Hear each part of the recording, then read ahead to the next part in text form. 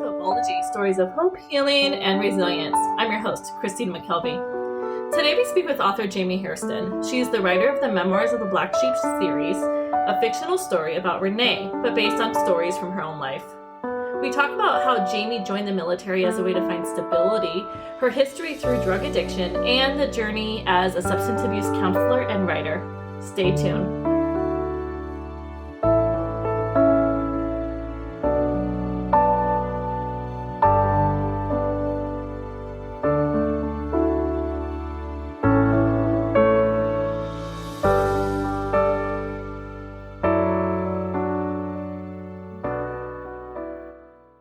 Welcome to Hopeology, Stories of Hope, Healing, and Resilience.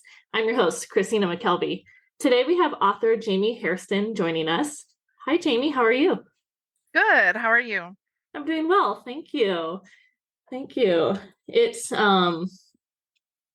feels earlier than it should. I know it's only 10 o'clock, at least, where I'm at, but it feels a lot earlier. It feels like it should be like does. 6. It does. It's the Mondays. The Mondays. And I feel like I should change my interview days to a different day. I do them on Mondays because that's my day off with my other job. But, the Monday blues. So, Jamie, tell our listeners a little bit about you. I know I reached out to you. You've written 3 books. And so, just tell us a little bit about you. Okay. So, shoot, I don't even know where to start. So I am an author. I've written 3 books. They are inspired by my true life, but they are fictionalized. I am noticing that with every book, there's a little more fiction, but there's still like elements of the truth in there. Basically, I started my journey a long time ago. Yeah. And let's see. So I was married to a man who I had met in high school, and we had a few kids together. After my father passed away, he kind of ended up getting into meth. So to be honest, he had always been a drug dealer, but it was like weed. And to me, like I've never thought weed was that serious. And so, but then after my father passed away, he was really, honestly, it started like he was just trying to kind of take care of my family, because at the time we were living with my mom and dad when my father passed away. And then like my mom's house was in foreclosure. And so it was just like all of it was just piling up, and he was really just trying to help us kind of get through things. And eventually meth kind of won him over, and it led to like a really tumultuous breakup. So I eventually ended up using as well. I guess I kind of was like, if you can't beat him, join him. I was going to ask if that influenced him selling meth, and with meth being around. Right. Easy access. Right. And that's like what's kind of ironic, because he had been approached before about like selling meth or whatever. And he was like, no, I'm not going to do that, blah, blah, blah. And then like just the perfect storm of events happened to where he was like, okay. And then he was like, I'm going to sell it, but I'm not going to use it. And then like, and that was my first lesson in, if you don't set a boundary, eventually, draw a line in the sand, eventually there is no line. So anyway, so needless to say, over the course of probably the next 1 or 2 years, because this all started, my father passed away in 2002. I kind of started using meth. I think the first time I used meth, it was like around 2004. And it was like not long after I had my 3rd son. And I always say October. I don't know why. So maybe October 2004, maybe not. It's a long time ago. So yeah. So I ended up using like just kind of gradually, just functionally. He wasn't living with me. I had 3 small kids. I was trying to work a job. I was living literally off of like $800 a month. And like, I think about that now and I'm like, oh my God, that's crazy. But like, I was lucky because like my mom was my landlord, and all the utilities and everything were in their name, and I only had to pay them X amount of dollars. So everything I had left over went to like food and gas and whatever. And so anyway, needless to say, in 2006, I was very, very, very heavily using. And that's kind of where my journey starts. And that's kind of what you see in the story. So my character in this story. The character that's based off of me in the story is Renee. Okay. And so a lot of what's in the first book is very true. Some things are taken out of order. Of course, all names have been changed. Mm-hmm. And that's because initially when I started writing this, I really didn't know where I was going to take it. So, and also like, somebody may not like what I have to say, so it's easier just to protect their identity. My now ex-husband has been in and out of trouble with the law, so I also just didn't want to do anything that was going to kind of jeopardize whatever situation he's in. Yeah, so I ended up eventually kind of like not really getting my shit together, but getting it together enough that joined the service, which this is kind of an ironic story. I mean, this is during the Bush administration, and basically if you had a pulse, you could get in. I did a little bit of omitting of information to get in, and I did require a waiver, and it's like a headache, but somehow I ended up getting in. And eventually the Army actually figured it out. But by the time they figured it out, I had been in a while, so I was good. But needless to say, So it was the Army was the branch that you were in? right, the Army is Okay. so needless to say, when I left, I was so worried about not being able to keep my shit together that I signed a 6-year contract because I was like, this will force me to get paid. Discipline from an outside source. And I remember like at that time, a friend of mine was like, they have 2-year contracts, right? And I was like, yeah, but I need a 6-year one. And then like the other kind of like anomaly is that when I went to sign my paperwork, like after I had done all of the intake and everything, and then I came to signing my contract, it was 9 days. 9 days from when I went to the processing station to I had to go back and fly to boot camp. So I remember when I signed my paperwork, I called my mom and I was like, hey, so I'm leaving. It was in February of 07, like da day. And she was like, we don't even have time to throw you a going away party, like 9 days. And I was just like, if I don't leave now, it's not like I'm gonna have too much time and I'm gonna want to change my mind. And like, I was just so immature. Like when I think about it, I was 23 years old. I was still so immature, like so indecisive, and I could waffle from one moment to the next. And like that was the only thing I was self-aware about really at the time. I was like, I just if I don't go, I'm gonna change my mind, So kind of led me on this journey to where I am. So I did serve 5 years and 8 months and like 29 days or something. 5 years, 8 months, 29 days. Very specific. Yeah. Well, because so I actually was scheduled to get out in February of 2013. I did give birth in I'm really thinking about it. September of 2011. And the unit I was in was actually about to deploy. And so it was really, it's like a weird situation. So I was just trying to ride out the last little bit of my contract, but they were going to be losing a body because I wasn't going to be able to deploy because right before we found out we were deploying, the person who was my babysitter, like we had some conflict and she was no longer doing it. So in the Army, well, in all branches of service, they have you have to have a person who can watch your kids, like whether you go to the field or the gun range or whatever. And I no longer had that person. And I was stationed in upstate New York, and all of my family was back in Arizona. And I mean, like even when I had my daughter, I was by myself. I had to go to my unit and be like, can I have a coworker go with me so I don't have to deliver by myself? And they were really cool. They let me have 2 people, and then a friend of mine had actually come up and everything. So it was cool. But anyway, so needless to say, I ended up getting out a little bit early under the no family care, whatever. But I mean, it was an honorable discharge. Okay. And it was more because the unit was leaving it was cool because they had started the paperwork like a year before I was supposed to discharge.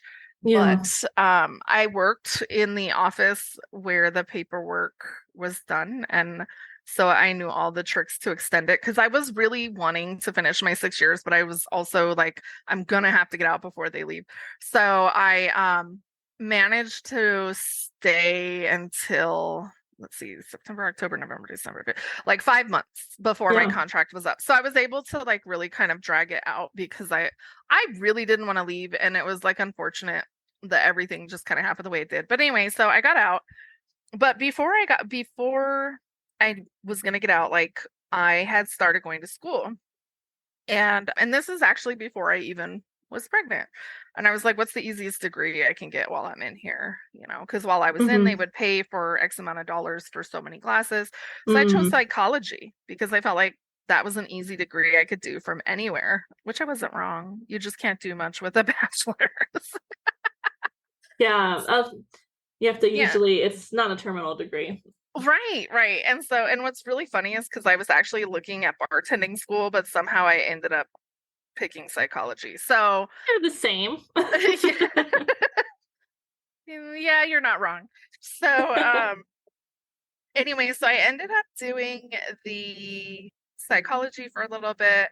And then once I knew I was getting out, I really started like focusing. So I was going to school full time while I was still in. Mm-hmm. Because I was trying to get as much done as I could because I really had no plan at this point. My plan originally was to get out after my 6 years and go home, and really just spend time with my kids because even though I had like a relationship and everything with them still, um, I had spent a lot of time away, you know, and so I had no plan, whatever. Got out, got my bachelor's in psychology. I did really, I was, so I went from being a meth addict to Mm-hmm. taking all of that energy in thinking about meth and using meth and applying it to school. And I really actually did really, really good. If I wouldn't have had to take a math class or a statistics class, I would have had an amazing GPA, but math and statistics are not my forte. So I think I only ended up with like a 3.63 or something. But I had initially That's been still making pretty like the good. dean's list. Like Mm, when I first started, I was like 4.0, 3.9, you know. So I was still kind of like, oh, you know, I'm so sad. But yeah. um then when I finished that, I had already been researching what I was going to do for my master's. And I went and chose the longest master's program I could find, which Mm-hmm. is my degree has this really long fancy name. I have a master's of science in Christian counseling of substance abuse and addictive disorders. So I literally took Okay. 6 extra classes. So I have a master's in addiction counseling, but I Mm-hmm. also had a focus in Christian counseling. And that was before I was on my whole not sure about Christianity journey. But anyway, so I did that program because I had such bad anxiety that I wasn't sure how I was going to do the internship. Mm. And so I knew like I was going to have to do that in person. And so I wanted the longest amount of time possible to like prepare myself for that. And so it ended up being a 3-year master's instead of a 2-year master's. And being the queen of biting off more than you can chew, I couldn't do that without thinking about my PhD, of course. So I started looking at another school, and I actually during my internship, which I completed at an Arizona state prison, I started going to school for my PhD while I was still working on my master's like a crazy woman. Um, So you were interning at the state prison for your master's, and then so you weren't done with your master's, and I and started a PhD, correct. Yep. And I was okay, paying out of pocket for it because you can only have student aid at one school. yeah. So yeah, so my crazy butt. And I managed to get 4 A's. I had 2 full-time master's classes and 2 full-time PhD classes, and I did a residency, which was like a 4-day event in San Diego. So, and then after that semester, I realized I was crazy. It's a So, lot. so I Yeah. decided I was not gonna continue trying to do that all at once. So I ended up finishing my master's, worked at the prison for about a year and a half. That was a really amazing experience. One thing that I've learned is that if you can work with inmates, you can pretty much work with anybody because it's an experience I really don't even know how to explain. So none of them need drug treatment. They were able to quit anytime they wanted to. And a lot of people, they stay sober in prison just because the politics of using drugs in prison can be very dangerous. It's even more expensive to be a drug addict in prison, to be honest. So what's the cause of that? Sorry, I don't mean to interrupt. So because they don't have like money, everything has to be traded. So I mean, you'll even see like extortion where somebody's commissary is going to go to this other person because they have this habit. Just getting people to smuggle in drugs is high risk. So it's a very, very expensive thing to do. And, honestly, you can find a lot more drugs in prison than you can outside of it, which is why, like, one of my whole soapbox things is that's why sending people to prison for drugs isn't really fixing anything. Yeah. But anyway, so that was a really interesting experience. I really enjoyed it. I got my license there. And then after I was there for a little over a year. It was a really good paying job too, but there were some other issues that I just decided it was best if I left. And so I ended up working with children. And very different. Prisoners to children. Well, it is and it isn't, because now I've had this perspective on addiction from so many angles, because I was an addict. I was the wife of an addict. I am the sister of an alcoholic. I know somebody who's been in prison. So it was interesting because a lot of the kids that I worked with ended up being DCS involved. And guess what? A lot of the parents had drug problems or families in prison or whatever. So I got a whole different perspective, because my personal addiction story is just such an anomaly to me, because I've never really seen anybody with one like mine, and a lot of them are very similar. But I had a very supportive family. My kids went to live with my mom. She eventually adopted them, but we still had like a very co-parenting relationship. And a lot of these kids were either completely separated from their families, or their parents never wanted to be involved, or the parents were struggling like I was so many years ago and couldn't get their shit together, so they couldn't get their kids. And so it was just such a different experience. I remember one of the kids that I worked with was this really adorable little baby, and his mom ended up passing away of an overdose. And that was my first really experience with client loss, just because she was my client too. She was coming in to work her case plan, and that was my first thing. And so it was good for me, because I was if ever I needed a reminder of why to stay sober, that was it. It was just it was difficult. But the place where I was working had a very toxic culture, which was sad, because I actually probably could have stayed doing that job despite everything, but I had a boss who micromanaged everything. And I had a caseload of, at one point I had a caseload of 110 clients, because so many people had left. We were supposed to have a max of 25. I can relate. One of my past jobs.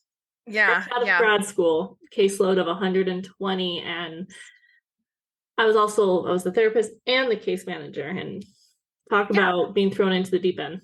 Yeah, and then this was my first introduction to billable hours. Yep. So, and it's the only job I've ever had where, as a therapist, billable. So even with that caseload, I wasn't meeting my billable hours. And that is, to me, honestly, it's a Medicaid scam. And I have no problem saying this because I will scream it from the rooftops that anybody who takes Medicaid and only Medicaid is a Medicaid scam. And my reasoning for that is if you get them on the phone for 5 minutes, you get to bill for 15 minutes. It's that client hour contact when we're talking about billable hours. It's right. It's and that to me, like, and I understand, like, you have to set like a line somewhere. I do understand that, but like our mission in life was to, if you didn't have anybody, call 20 people in that hour and bill 15 minutes. And to me, that is a scam. Yeah. What other industry are you allowed to do that outside of law? You know, and law is completely different because you might have 6 people working on a case. This is one person. It rubbed me the wrong way because they were always like, this is so client centered. No, it wasn't. I was client centered. I cared about, you know, each client, but I felt like it takes away the genuineness. I don't know. There's a word I'm looking for, but that's not it. Rapport. But it takes away the rapport. It takes the authenticity. It takes away the authenticity of what you are trying to do for your clients when it's like, okay, I just spent 5 minutes checking up on so and so. Now let me see how I can get them off the phone so I can check up with somebody else. And so to me, like, that was really difficult. But I think like what really got me, honestly, it's like a bizarre story, but I actually had a motorcycle accident on my way to work, and I never missed work. I missed work once for a surgery, but I planned it and whatever, but I never missed work. I didn't call out ever at this job. And I texted my boss and said, hey, I just had a motorcycle accident. I'm not going to make it in today. And she texted me back and was like, you need a doctor's note. Okay, well, no shit. I just had an accident. So kind of planning to get one. So I went and got the doctor's note, and I had just interviewed for a raise because they pulled a fast one on me. They hired me and paid me at the non-licensed rate, even though I was licensed when I was hired. And I let it go because I was like, you know what? It's not going to kill me. So, but then they wanted me to use my license to sign off on stuff. So I was kind of like, I'm not really comfortable doing that till I'm getting paid at a license wage. So did the interview process I had to go through to get that raise. And I had done the interview in like April. And they were like, okay, we're going to increase your wage in June. Okay, fine. June rolls around, nothing. July rolls around, nothing. So the day after I come in from my accident was the day that my raise was supposed to kick in, and I looked and it didn't kick in, and I don't know why, but it just sent me into an emotional meltdown. And this is like the 3rd time that week I had called my husband crying, because I called him crying over, she's treating me like a liar, you know, and I felt like it was so disrespectful to me because I wasn't always calling out, you know. And then I went in and they didn't give me my raise, and it was just like one thing after another. And my husband said, Jamie, you have called me 3 times this week crying over this goddamn job. Quit the damn job. And so I had to sit there and like really think on it, because I'm notorious for making irrational decisions like that. But for my husband to encourage it was not something I was used to. So I like really had to sit there and think about it. And I was like, you know what? He's right. And normally I want to look for another job, but I was like, you know what? I'm not doing it. Like, he's right. So me being the big confrontational person I am, sarcasm, I wrote my 2 weeks notice note and snuck into my boss's office on her lunch and stuck it on her desk, and then went off because I had to go to a client's house, left went about my business for the day. And their policy there was 30 days, but because they didn't want to pay for your insurance, it ends up being like the end of the week. Okay. So I had my accident like July 2nd. And I think like they were like, you don't have to come back after the 28th or whatever, whatever the end of the calendar week was. So I had no jobs, no prospects, nothing. So I was like, I don't know how I'm going to do this, but I'll figure it out. I'm just going to wing it. And I ended up applying like back at the prison. And then I stumbled across the next job that I went to, which was working in a residential group home. That job, I pretty much knew. I actually, when I applied for the job, I was like, I don't want to work in a group home, because my experience with working in group homes as a temp prior to this was never good. It was always a little bit scary, or boring, or like just, I was happy to do it as a temp because when they called me and asked me to do it again, I could say no. Yeah. So I was like, I don't think I'm going to take this job, but I'll apply for it anyway. And then when she called me and she interviewed me, it was basically like, you can work as much or as little as you want to, as long as the clients get X amount of sessions per month. There's X amount of group sessions per month. You hold this weekly meeting per month.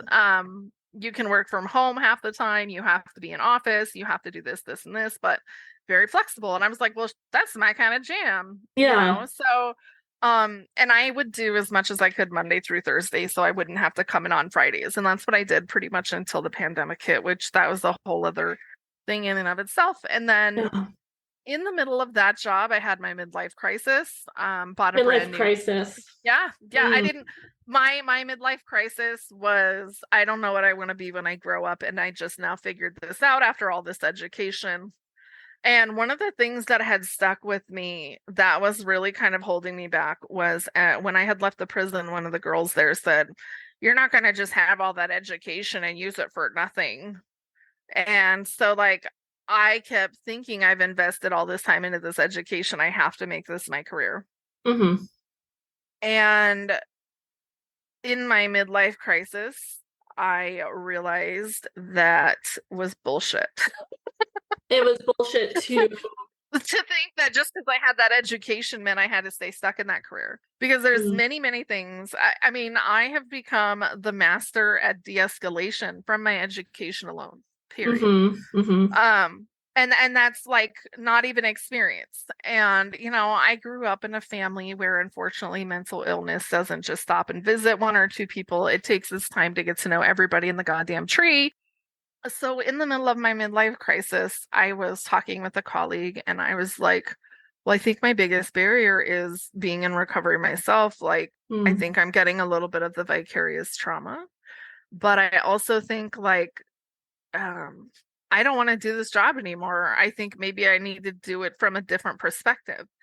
And after I went on my whole little crying, ugly tirade about, I don't know what I want to do with my life, she said, I was thinking about something. So what? And she said, I love what I do. And I will say that I'm happy to change jobs, but I would never, as easily as you just did, say, maybe I need to change career paths. And you did that, and you did it without a second thought. And she said, like, I think the real issue is like, you are not what you want to be when you grow up. And like, is as much as that might sound like she was talking to a child, it was the best way she could break it down for me, because then it hit me like, I think she's right. So I sat down and wrote like a pros and cons list. Like, is this what I want to do? What happens if I quit this? What do I want to do instead? And of course, by this time I had published my first book. I really got to thinking about it and realized that like I had been thinking my whole life about writing, because I've been writing since I was 8 years old. And I had just published a book and I thought about it and I was like, you know what? I want to be a writer. Yeah. And so then I had to so I've talked this over with everybody but my husband at this point. And so I called him up and he was like, you can't keep doing this with jobs. It's very similar to your last one. Right. Or not, maybe not similar, but a similar, like, Right. in some respects.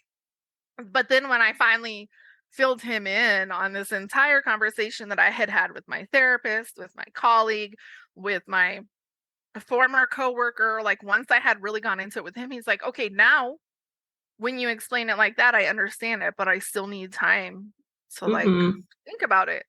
And I was like, well, I'm not trying to quit today, so you're good. Right. And it took a while, and then it was like, what am I going to do if I don't work?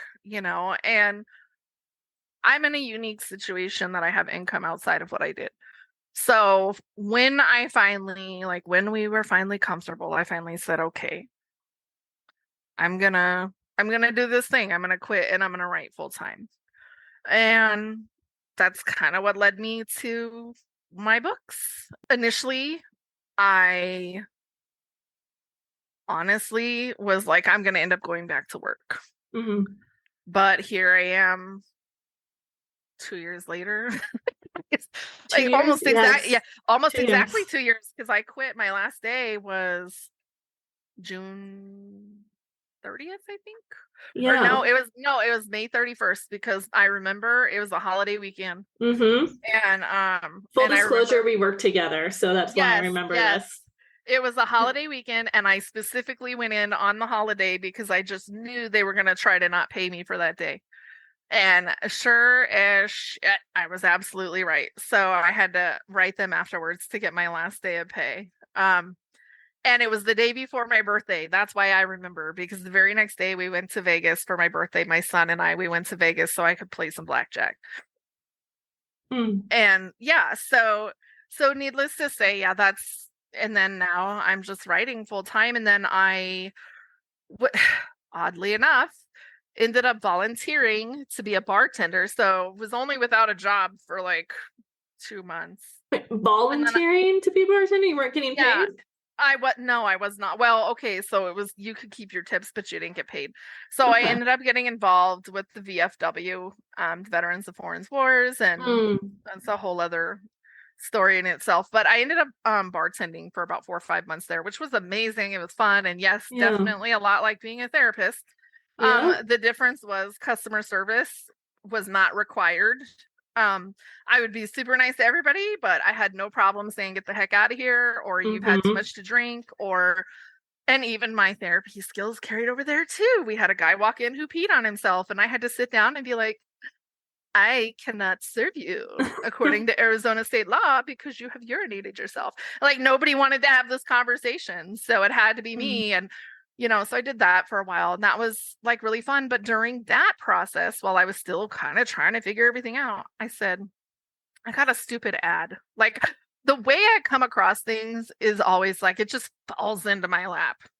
And so I got this ad about, you could form an LLC and get a tax deduction and blah, blah, blah. And it's like December. Okay. So I was like, Mm. great idea. Because I knew I hadn't really worked that much that year. And I wanted a good tax return, So for my LLC in December so that I could get the deduction, which it really didn't end up paying off till the next year. But um and that was just going to be, oh, this is how I'm going to route my money so I can make sure my taxes are done correctly.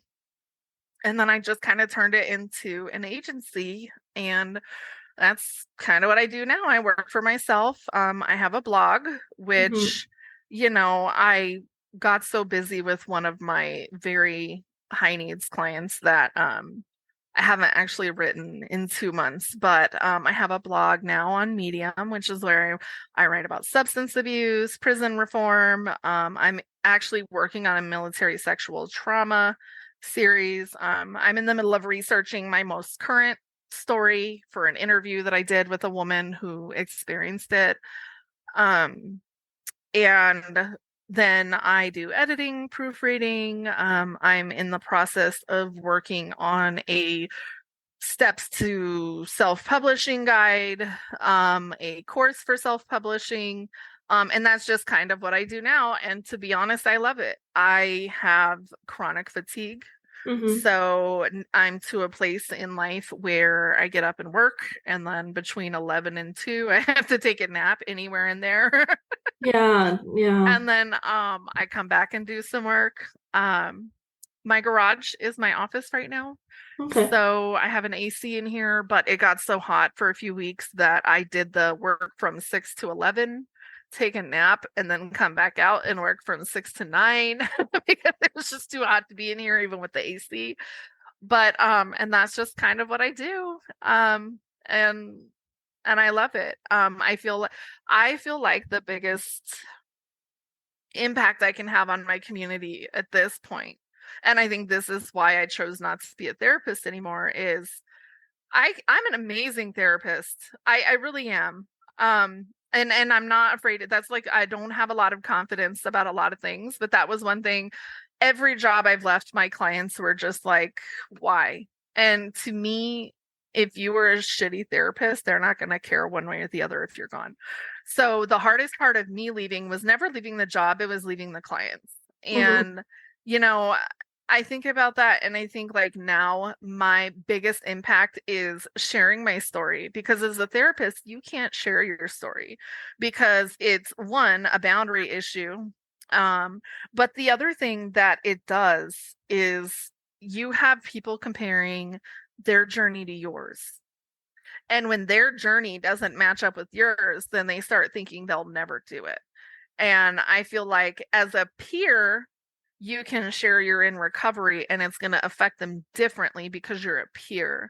But as a professional, if you were to share that story, then they're going to start feeling like they're not good enough. And I don't believe it's really ever appropriate for self-disclosure to be like, oh, I was in recovery too, as a therapist, as a peer support, maybe as a case manager, maybe, but never as a therapist, just because I feel like it really messes with that therapeutic relationship. And so now I'm in a position where I can say whatever I want to as freely as I want to, because Hmm. it's not going to cause harm to anybody because they're not my clients.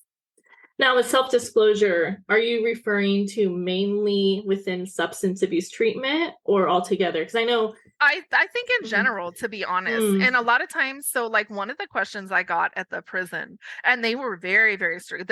They had even more boundaries, like yeah, more that than makes you would sense. as an average therapist. So like, I could go to work and be like, oh, my daughter, this or that at one job, but at the prison, I would never do that because it's too dangerous, but Yeah. um I would say just in general, it's not good. When at the prison one time somebody asked me, how would you know anything about addiction if you're not an addict? And so my response was carefully crafted. And it was, I have been affected by someone who has struggled with addiction, Hmm. because it's not a lie, Right. but it's not overly disclosing. Because who hasn't been affected by somebody with addiction? Most people have at least one person that they know of that's been affected by addiction. And so that was my way of doing disclosure without disclosure. But when you say that to somebody outside of a prison setting, they still look at you like you have 9 eyeballs and don't know what you're talking about. Mm. So, and for me, sometimes when people would come to me in therapy and say, I experienced this, this, and this, and you really don't know what it's like. In my heart, I wanted to be like, but I do know what it's like, but it's Yeah. just not therapeutic to say that, especially because then they become more preoccupied with your story too. So, And that's interesting because I think there is like a movement where there is some encouragement of self-disclosure, especially if you're LGBTQ or, similar mhm, cultural backgrounds. right. A lot of my clients are caregivers, so I do personally do some self-disclosure of how, I used to be a caregiver as well, or I have anxiety. I think Still, that's different though. I yeah, think it's okay. different. I do think that's different because you can do, I would say, oh, we've all struggled with depression at some point, or we've Mm-hmm. all had a day where we felt like whatever. Because I think that there's a level of disclosure too. But I feel like when you are like, I'm in recovery from True. meth addiction and you're working with meth That's addicts, true. Yes. that is dangerous territory for both of you. I mean, I've listened to the licensing board, and I don't know, Mm-hmm. it hurts my heart to see some of the therapists that have gone out and used with their clients. And so, like, to me, those are the situations in why disclosure matters, or self-disclosure Mm. matters, because it's a gray area, and like that's the one thing that is really, really hard is Yeah. Some people don't. You have to know how to read the room really well. And if you have discernment, it'll work great for you. But just because maybe Christina can share her story and nothing comes of it doesn't mean that, Michelle over here can tell her story. It's discernment within self-disclosure. Correct. Yeah. I wanted to go backwards a little bit in your story. Okay. I'm curious because you mentioned that you finally discovered what you wanted to do when you grew up. And at the same time, you're a very great counselor. But you realize that may not be the method, or I'm losing my train of thought, like the way to share your story. But I'm curious if going into counseling, getting all that education in a way was your way of treating yourself, or, like your own self-treatment. I think it was in a way, honestly, because I've always been the problem solver. I used to make a joke in the Army because I was the person who always ended up mediating actually the LGBTQ drama. Like, I had a bunch of friends in that community that always, and I was like, I'm going to start charging y'all for therapy, but I think I had a lot of, it's like, a comedian is telling jokes that come from a place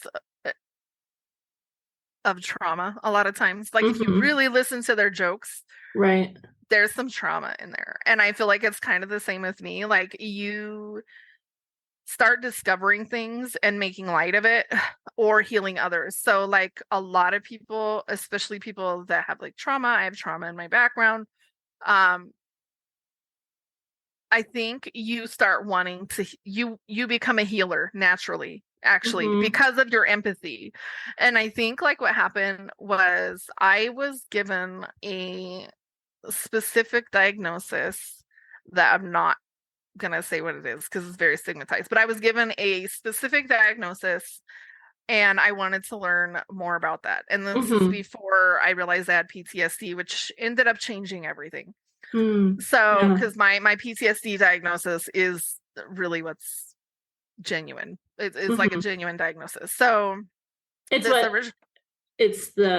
my primary or whatever. And the substance abuse is secondary. But the problem is when I was given this other diagnosis, it was given in the middle of a crisis. I was given this diagnosis while I was in the middle of the crisis. However, I wanted to learn everything about it. So I think my education did end up kind of, I wouldn't really say it was about healing. It was about understanding. But then it was it opened my eyes to everything, because then all of a sudden I understood everybody. I drive my kids crazy with it because they'll come to me and be like, hey, I want to know this or that about dad. And I'll be like, okay, so this isn't me talking crap. This is me saying I understand, but he's this way because of this, this, or this. And they'll be like, stop sugarcoating it, mom. We just want to know the facts. We understand you're not bad mouthing him. We don't really care what the psychoanalysis is. We just want to know this, this, and this. And I realize that I do this with everybody. So it'll be like, okay, I understand why you're an asshole. And I know how to talk to you. But people don't really care about the understanding. They just want to be like, that person's a jerk or whatever, and so I think it set me on a path of healing. It set me on a path of understanding, but it also made me extremely intuitive. And with the exception of a medical crisis, I can almost always handle a mental health crisis.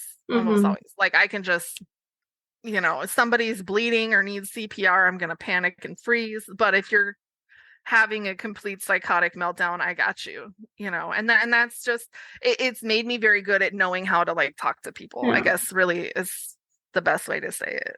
Okay. Well, let me summarize what you just said. That sounds like, going to school was part of your road to recovery because it made you understand yourself, it made you understand others, it helped you interact with others. And so that was still very valuable for yourself. And I'm sure it's going to inform your writing, psychology, really good character development, I can see it being very helpful, with your writing as well. I mean, I've read both your books, so I see it there. I like to close every podcast with a question, and the question being is, what gives you hope? Because my podcast is called Hopeology. Okay. What gives me hope? Mm-hmm. I think the biggest thing that gives me hope is that more and more people are really starting to normalize the conversation around addiction and mental health. And that is my personal goal. Through my writing, through my blogging, through everything, is normalizing the conversation around mental health and addiction, because I think that's the only way that we're going to really have any sort of prevention. Normalizing, having it be easier to talk about, because you're right, prior generations, older generations, boomers, what have you, you don't talk about mental health. You even cultures. It's not even just yes. generations. It's even cultures. I think there's a little bit of a stigma, and it used to be back in the day, oh, well, that's just our weird Uncle Al in the back on the rocking chair. Right. And there's still people that are still that way, but now we're kind of getting to where, so-and-so's in the mental hospital, had a meltdown or whatever. And so we are getting more normalized, but I think we still have some barriers that we've got to overcome. And just knowing that it's really integrated, mental health can affect your physical health and vice versa. Right? And there's a lot of new discussions, kind of like what we were talking about before, self-disclosure or mental health through fiction, things like that are coming to the surface. And I am really curious, and excited to see what happens in the future, with the discussion of mental health. So oh yeah. And I think integration is the way to go. I think that's actually really good too, because I really like that they're trying to integrate mental health. Obviously we're in the US, so our health in general isn't that great. I really feel like mental health, dental, vision, and health should all be integrated, period. Right. Like there should be no separation, but argument for another day. But I really enjoyed, your conversation, this conversation. So, thank you so much for being here. I will put your information, your website, Flawed by Design, and also the links to your book through Amazon or Goodreads. What would you? Through Amazon is best, because they can download right from Amazon. Okay. Although the Goodreads and the Amazon reviews help me, even if you hate my stuff. I'm not offended by 1-star reviews. All right. Well, there we go. So you have 3 books out, and are you going to be writing any other books?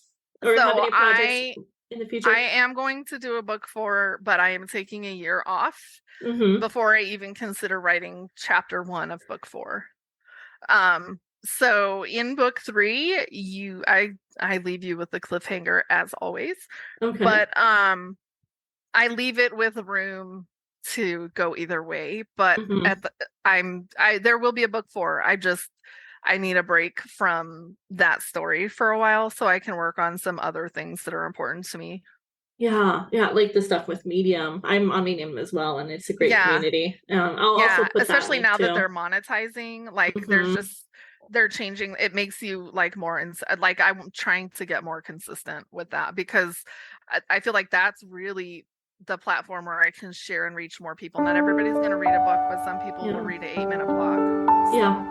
Yep, exactly. Well, Jamie, thanks so much for being here. Like I said, I did enjoy this conversation, and I'm looking forward to more of your writings. I'll put all that information in my show notes. And hope you have a great rest of your day. All right, you as well. Thank you so much.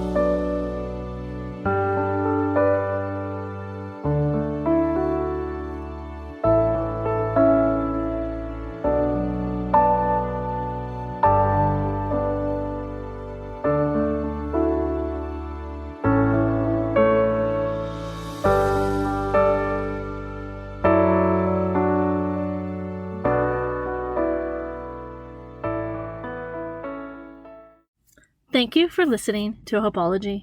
If you enjoyed today's show, please leave us a review. To learn more about us or listen to past episodes, you can find us on all your podcast streaming stations. If you are interested in being a guest, or if you have any feedback, please email us at hopeologypodcast@gmail.com.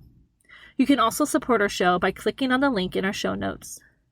Please also follow our Instagram page, Hopeology Podcast, and visit our website, www.hopologypodcast.com.